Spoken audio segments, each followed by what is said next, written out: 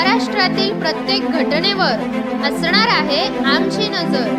शेती, राजकीय, सामाजिक, क्रीडा, मनोरंजन आणि बरंच काही।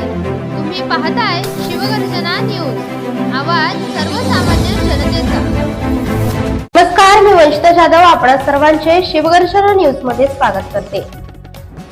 पोलीस पाटलांना थकीत मानधन मिळण्याचा मार्ग मोकळा। राज्यातील पोलीस पाटलांचे मे महिन्यापासून ऑगस्ट महिन्यापर्यंत असे 4 महिन्याचे थकलेले मानधन मिळण्याचा मार्ग मोकळा झालाय।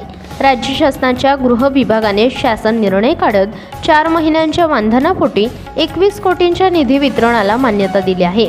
राज्यातील पोलीस पाटलांचे गेल्या 4 महिन्यांपासून मानधन रखडले होते।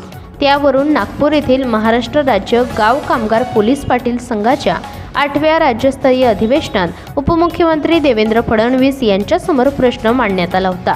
तसेच मानधन लवकर मिळावे अशी मागणी करण्यात आली होती।